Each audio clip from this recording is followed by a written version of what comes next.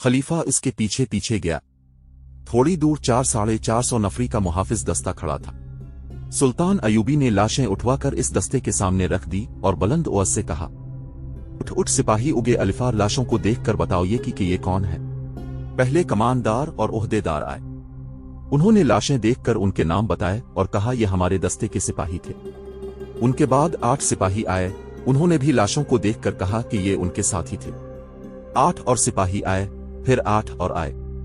इस तरह 8 सिपाही आते रहे और बताते रहे कि ये लाशें उनके फलां साथियों की हैं। सलाउद्दीन अयूबी खलीफा ने कहा, मैंने मान लिया है कि ये लाशें कसर खिलाफत के 2 मुहाफिजों की हैं। मैं इससे आगे सुनना चाहता हूं कि उन्हें किसने हलाक किया है।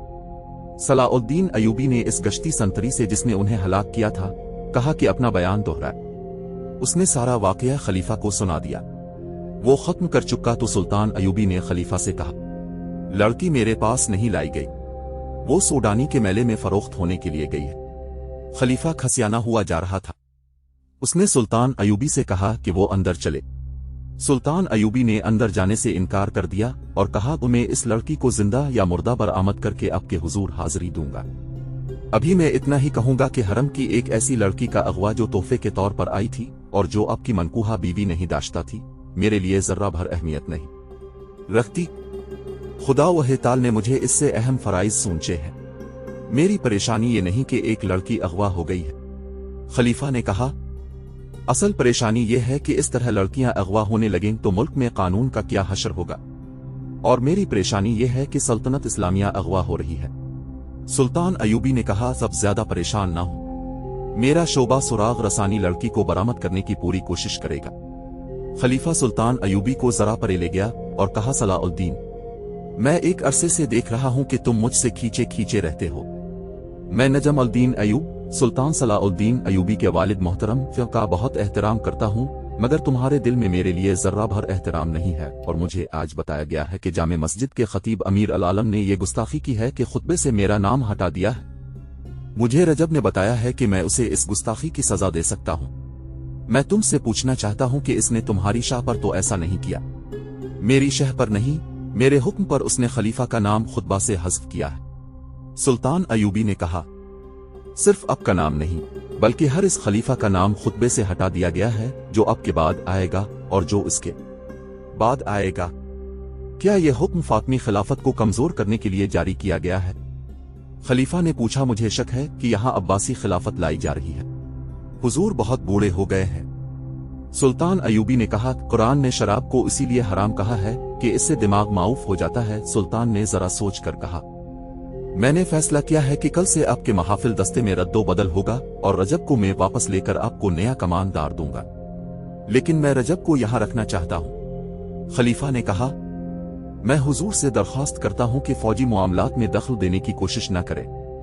सुल्तान अयूबी ने कहा और अली बिन सुफियान की तरफ मुतवज्जे हुआ जो 5 हबशी मुहाफिजों को साथ लिए आ रहा था। ये 5 उसी कबीले से ताल्लुक रखते हैं, अली बिन सुफियान ने कहा। ये 5 उसी कबीले से ताल्लुक रखते हैं, अली बिन सुफियान ने कहा। मैंने इस दस्ते से मुखातिब होकर कहा कि इस कबीले के कोई आदमी यहां हो तो बाहर आ जाए। ये 5 सफों से बाहर आ गए। उनके मुतालिक मुझे उनके कमानदार ने बताया है कि परसों से छठी पर जा रहे थे। मैं उन्हें अपने साथ ले जा रहा हूं।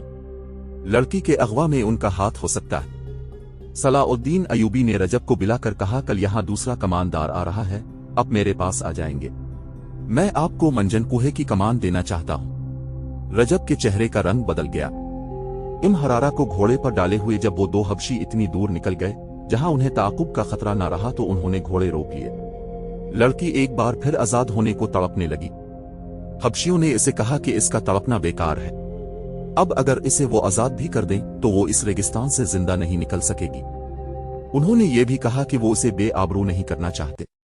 अगर उनकी नीयत ऐसी होती तो वो इसके साथ वहशियों जैसा सलूक कर चुके होते।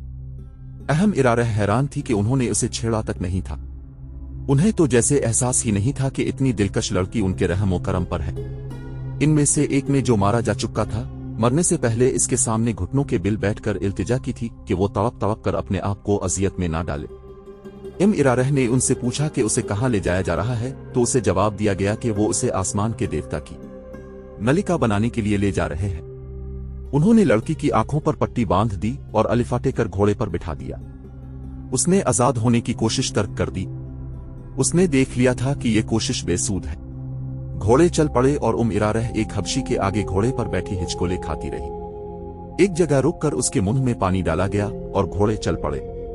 बहुत देर बाद इरारह ने महसूस किया कि रात हो गई है। घोड़े राग गए। उस वक्त तक इस नाजुक लड़की का जिस्म मुसलसल गबर सवारी से टूट चुका था।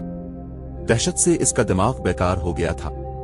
इसे घोड़े राकुत्ते ही अपने अर्द गिर्द 3-4 मर्दों और 3 औरतों की मिली जली आवाजें सुनाई देने लगीं। ये जबान उसकी समझ से बाला थी। यही हबशी रास्ते में इसके साथ अरबी जबान में बातें करते थे। उनका लहजा अरबी नहीं था। अभी उसकी आंखों से पट्टी नहीं खोली गई थी। इसकी तो जैसे जबान भी बंद हो गई थी। इसे किसी ने उठाकर किसी नर्म चीज पर बिठा दिया। ये पालकी थी। पालकी ऊपर को उठी और उसका एक और सफर शुरू हो गया। इसके साथ ही दफ की हल्की हल्की गूंजदार थाप सुनाई देने लगी और औरतें गाने लगीं। इस गाने के अल्फाज तो वो ना समझ सकती थी। इस किले में जादू का असर था। ये असर ऐसा था जिसने इरारह के खौफ में इजाफा कर दिया, लेकिन इस खौफ में ऐसा तासुर भी पैदा होने लगा जैसे इस पर नशा खुमार तारी हो रहा है। रात की खुनकी खुमार में लिज्जत सी पैदा कर रही थी। हरारा ने यह चाहते हुए कि वो पालकी से कूद जाए और भागे और ये लोग इसे जान से मार दें, इसने ऐसी जुर्रत न की। वो महसूस कर रही थी कि वो उन इंसानों के कब्जे में नहीं बल्कि कोई और ही ताकत है जिसने इस पर काबू पा लिया है और अब वो अपनी मर्जी से कोई हरकत नहीं कर सकेगी। वो महसूस करने लगी कि पालकी बरदार सीढ़ियां चढ़ रहे हैं। वो चढ़ते गए। पालकी जमीन पर रख दी गई। हरारा की आंखों से पट्टी खोलकर किसी ने इसकी आंखों पर हाथ रख लिए। थोड़ी देर बाद उन हाथों की उंगलियां खिलने लगी और लड़की को रोशनियां दिखाई देने लगी। आहिस्ता आहिस्ता हाथ इसकी आंखों से हट गए। वो एक ऐसी इमारत में खड़ी थी जो हजारों साल पुरानी नजर आती थी। गोल सुतून ऊपर तक चले गए थे। एक वसी हाल था जिस पर फर्श रोशनियों में चमक रहा था। दीवारों के साथ डंडे से लगे हुए थे और डंडों के सरों पर मशलोहे के शोले थे। अंदर की फिजा में ऐसी खुशबू थी जिसकी महक इसके लिए नई थी। हल्की हल्की थाप और औरतों का गीत इसे सुनाई दे रहा था। ये थाप हाल में ऐसी गूंज पैदा कर रही थी। उसने सामने देखा। एक चबूतरा था जिसकी 8-10 सीढ़ियां थीं। चबूतरे पर पत्थर के बुत का मुंह और सर था। इसकी थोड़ी के नीचे थोड़ी सी गर्दन थी। थोड़ी से माथे तक ये पत्थर का चेहरा कदावर इंसान से भी 1.5-2 फुट ऊंचा था। मुंह खुला हुआ था जो इतना चौड़ा था कि एक आदमी जरा सा झुककर इसमें दाखिल हो सकता था। मुंह में सफेद दांत भी थे। यूं लगता था जैसे ये चेहरा कहकहे लगा रहा हो। इसके दोनों कानों से डंडे निकले हुए थे जिनके बाहर वाले सरों पर मशलें जल रही थी। अचानक उसकी आंखें चमकने लगीं। उनसे रोशनी फूटने लगी। दफ की थाप में जोश पैदा हो गया। लंबे लंबे सफेद चिगी पहने हुए 2 आदमी झककर मुंह से बाहर आए। मुंह के आगे 3 सीढ़ियां थीं। इन आदमियों के रंग सियाह और सरों पर परिंदों के लंबे लंबे और रंगारंग पर बंधे हुए थे। मुंह से बाहर आकर एक दाएं तरफ और एक बाईं तरफ खड़ा हो गया। नाजरीन, आज के लिए इतना ही। हमारी वीडियो से अपडेट रहने के लिए हमारे इस चैनल को सब्सक्राइब करके नीचे मौजूद बेल आइकन को जरूर क्लिक कीजिएगा।